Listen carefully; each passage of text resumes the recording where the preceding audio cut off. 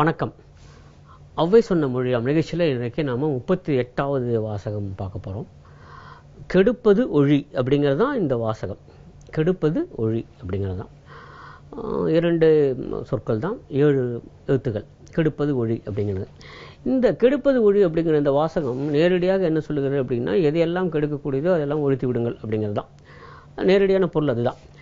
இதில் 2 சொற்கள் ஏற்கனவே பார்த்துருக்கோம், கெடுப்பது என்பதும் ஒழி என்பதும். இந்த ஒழித்தல் அப்படிங்கிறது மிக முக்கியமான ஒரு விஷயம். அது என்ன அப்படின்னா, இது ஒழித்தல் இல்லை, ஒழித்தல் தான். ஆனால் பல சமயத்தில் எல்லாத்தையும் ஒழித்து வச்சுட்டு ஒழிச்சிட்டோம் அப்படின்னு சொல்லிட்டு இருக்கோம். அப்படி இல்லை. ஏன்னா ஒழித்தல் அப்படின்னு இல்லாமலே செய்யுது, அதுதான்.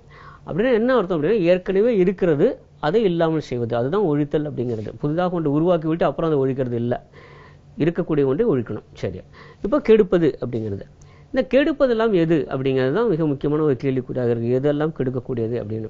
கெடுவான் கேடு நினைப்பான் அப்படிங்கிறது ஒரு பழமொழி. இப்போ கெடுவான் அப்படிங்கிறதும் கெடுப்பதுங்கிறதும் என்ன சொல்ல வருது அப்படின்னா, இது கெட்டு போகுது அப்படிங்கிற மாத்திரமே இல்லை, எதெல்லாம் அழிவுக்கு கொண்டு செல்லுமோ அதெல்லாம் கெடுப்பது அப்படிங்கிறது தான்.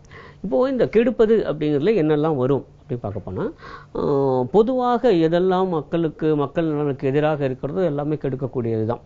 அதில் 3 விஷயங்களை சொல்கிறாங்க. இந்த குறிப்பாக சொல்லக்கூடியது பழக்க வழக்கங்கள். ஒரு மனிதனை அதிகம் கெடுக்கக்கூடியது எதுன்னா, உண்ட தீய பழக்க வழக்கங்கள் தான் அதிகமாக கெடுக்கக்கூடியது அப்படி சொன்னாங்க. ஏன்னா யாருமே அதிகமாக படித்ததுனால கெட்டு போனதா யாரும் சொல்லவே முடியாது. ஆனால் அதிகமாக குடித்ததுனால கெட்டு இருக்காங்க. ஆக எது தீய பழக்க வழக்கம் அப்படின்னு நமக்கு தெரியும்.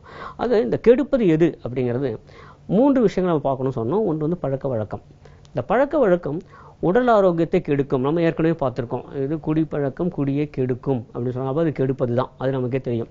அப்புறம் புகைப்பிடித்தல் உடல் ஆரோக்கியத்தை கெடுக்கும் அப்படின்னு சொன்னால் உடல் ஆரோக்கியத்துக்கு தீங்கானது, அது கெடுதல் அப்படின்னு தெரியும். ஆனால் இந்த பழக்க வழக்கங்களில் சிலது கெடுதல் அப்படிங்கிறது நேரடியாகவே நமக்கே தெரியுது, இதெல்லாம் கெடுதல் தான் அப்படின்னு சொல்லிட்டு.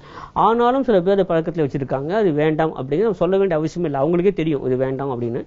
அடிமையாகி விட்டிருக்காங்க, அவ்வளோதான். அதுலேருந்து வெளியே வரணும், அதை ஒழித்தாக வேண்டும். அப்படின்னா அது எப்படி ஒழிக்கிறது, அதுதான் பெரிய கேள்வி. நம்ம எவ்வளோதான் விளம்பரப்படுத்தினாலும் அறிவுரை சொன்னாலும் முடியாது.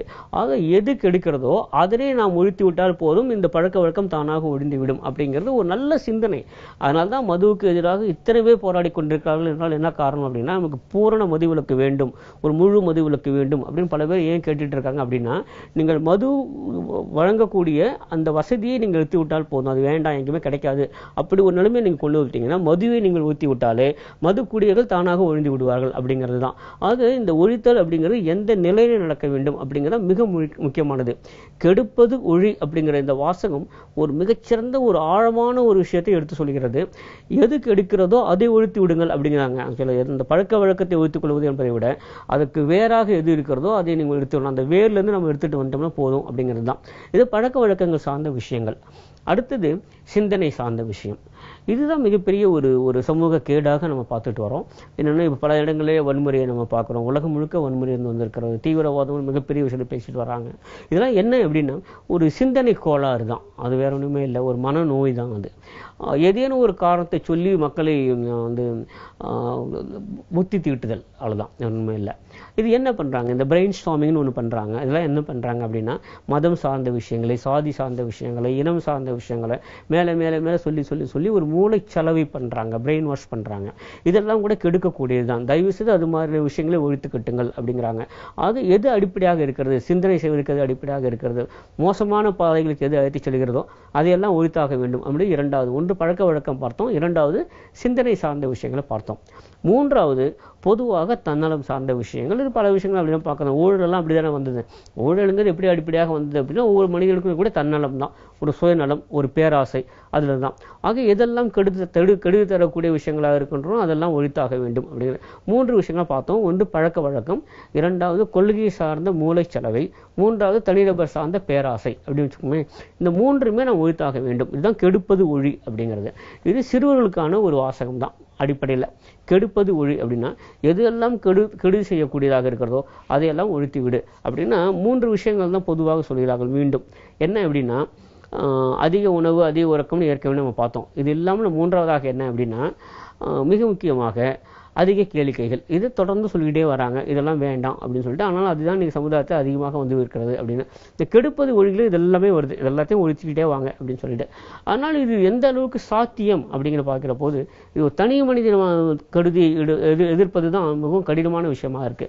ரொம்ப ஒரு வித்தியாசமான ஒரு ஈக்குவேஷன், இது ஒரு வித்தியாசமான ஒரு சமன்பாடு. ஏன்னா மதுவுக்கு எதிராக போராட வாங்கினா எத்தனை பேர் வேணா வந்துருவாங்க, புகைக்கு எதிராக போராட வாங்கினா எவ்வளோ பேர் வேணா வந்துருவாங்க. ஆனால் தனி மனிதன் சார்ந்த பேராசையை விடுவிக்க வேண்டும் அப்படின்னு சொன்னால் யாருமே வரமாட்டாங்க. அதுக்கு ஏதேனும் சாமியார்கள் என்கிற பேரில் யாராவது வந்தால் தான் உண்டு. இதுலேருந்துலாம் வெளியே வரணும் அப்படின்னா இந்த கெடுப்பது ஒழிங்கிறது தனி மனிதன் சார்ந்த ஒரு வாசகமாக இதை எடுத்துக்கொண்டாக வேண்டும். அதனால இது குழந்தைகள் சொல்கிறாங்க கெடுப்பது ஒழி அப்படின்னு சொல்லிட்டு. நம்ம பார்க்குறோம் குழந்தைங்களுக்கு பல பேர் வீட்டில் இப்போ கூட உண்டு, காலைல வந்தோடனே காஃபி எல்லாம் கொடுக்கறதில்ல, டீ கொடுக்கறதில்ல. ஏன்னா இதெல்லாம் வந்து உடம்புக்கு கெடுதி, வேண்டாம் அப்படின்னு சொல்லிட்டு ஏதாவது சத்து பானங்கள்லாம் கொடுக்குறாங்க. இது நல்ல விஷயங்கள் தான். ஏன்னா குழந்தையா இருக்கும்போது இதெல்லாத்தையும் எடுத்துடுறாங்க, எல்லாம் வேண்டாம் வேண்டாம். ஆனால் காஃபி வேண்டாம், டீ வேண்டாம், இதெல்லாம் உடம்புக்கு கெடுதி என்று சொல்லக்கூடிய அதே பெற்றோர்கள் தான் கையில் வீடியோ கேம்ஸ் கொடுத்து விளையாட வைக்கிறாங்க குழந்தைங்களை. அதுவும் கெடுக்கக்கூடியதாங்கிறது அவங்களுக்கு தெரியல. ஆக எது கெடுப்பது அப்படிங்கிற ஒரு மிகப்பெரிய ஒரு கேள்விக்குறி இருக்கிறது. ஆரோக்கியம் சார்ந்த விஷயங்கள் மட்டுமே கெடுப்பதல்ல, சிந்தனையை கெடுக்கக்கூடிய விஷயங்கள் கூட கெடுப்பது தான் வரும் அப்படிங்கிறத நம்ம புரிஞ்சுக்கணும். அதுதான் முக்கியம், வேற ஒன்றுமே இல்லை. ஆனால் இங்கே தான் பல பேர் தவறி விட்டுருக்கிறோம். வேற ஒன்றுமே இல்லை. இந்த குழந்தைக்கு இது சொல்றதுனால நல்லது நடக்குமா, நல்ல சிந்தனையை தருமா அப்படிங்கிறத நம்ம யோசிச்சு பார்க்கறதில்ல. எதெல்லாம் தவறான சிந்தனையை தோண்டுமோ, எதெல்லாம் தவறான பாதைக்கு கொண்டு செல்லுமோ, இதெல்லாம் குழந்தைகளுடைய கவனத்துக்கு கொண்டு செல்லக்கூடாது அப்படிங்கிறதுலே நம்ம தவறு விட்டுட்டோம். அதனால தான் இந்த கெடுப்பது ஒழி அப்படிங்கிறது சொல்லுகிற போது எதெல்லாம் கெடுப்பதுங்கிறதுல ஒரு தெளிவான ஒரு தீர்க்கமான சிந்தனை இருந்தாக வேண்டும். அது இல்லாத வரைக்கும் இந்த கெடுப்பது ஒழிங்கிறது சாத்தியமே இல்லை. ஆக கெடுப்பது ஒழியில மிக முக்கியமாக நம்ம சொல்லக்கூடியது என்ன அப்படின்னா, எது சமுதாயத்துக்கு நல்லது விளைவிக்குமோ, எது தனி மனிதனுடைய ஆரோக்கியத்துக்கு நல்லதாக இருக்குமோ, எது அவனுடைய சிந்தனைக்கு நல்ல ஆரோக்கியமான வளர்ச்சியை தருமோ அதெல்லாம் நல்லது என்று வச்சுப்போம். அதுக்கு மாறான எதுவாக இருந்தாலுமே அதெல்லாம் கெடுப்பது தான், அதை ஒழித்து தான் ஆக வேண்டும். ஆக கெடுப்பது ஒழி என்பது சமுதாயத்துக்கு மட்டுமே அல்ல, தனி மனிதனுக்கான மிகச்சிறந்த வாசகம். மீண்டும் சந்திப்போம். நன்றி, வணக்கம்.